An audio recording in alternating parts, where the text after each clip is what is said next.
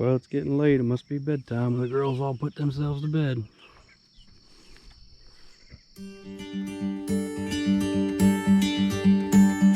Okay, so I got all my boards measured and cut the length, and I marked out all the places for my half lap joints.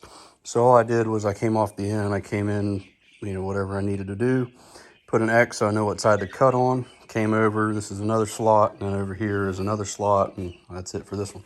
So I've gone through and I've labeled all the pieces to whatever, whatever I decided to call them. So when I go to assemble, I know so when I laid out my cuts, I knew how many I had everything accounted for. So all I'm doing is I've got a 3/4 inch stacked dado on a table saw, and I know I'm missing a plate and everything, but it is what it is. So it's working out, and I'm getting ready to finish off all these cuts, and pretty soon I'll be assembling.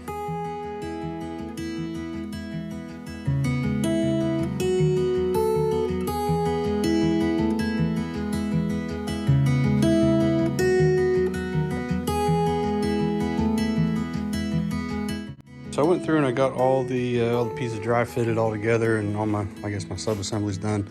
And now I just have to go through and take them apart and put some glue in and screw all the joints and get it all squared up and ready to fully assemble into the frame.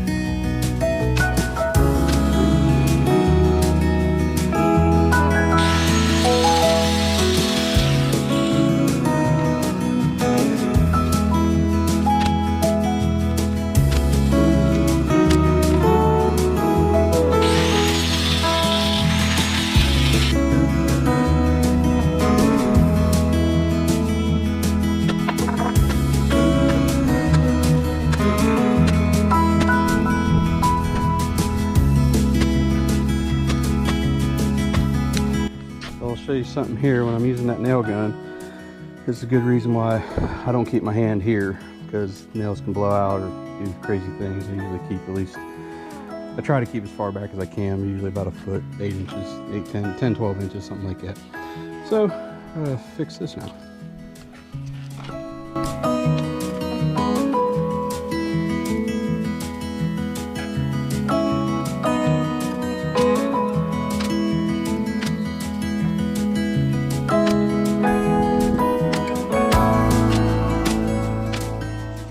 right, so with that, we got the frames all done. The lid is on a couple hinges, and chicken wires all the way around. I left a hole here for the door. Obviously, I got to go in and design that. I'm going to try to make a door and ramp. Just one assembly, basically. I can screw on, screw off if I need to. Lid will open up. Probably put some kind of, I don't know, kickstand or prop or whatever you want to call it in there to hold the lid up. But other than that, frame's pretty much done. I put some spacer blocks in here. Not sure if I showed that in the video as I was making them, but they go down and just make sure everything stays good and square and lined up when it's closed. All right, so I made it over farm to see if I have any material. I got my axle bolt with me, and I found this piece of pipe.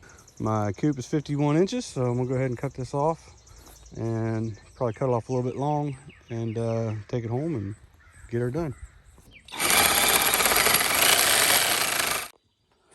All right, so I got the axle assembly done and mounted. So basically I just got the same wheels I used for the meat shawl with a washer on either side. And I'll show you a little bit more detail down on this end. I don't have the wheel on yet. I just made these blocks with just cut out whatever shape it felt like looked nice, and drilled the hole for the pipe.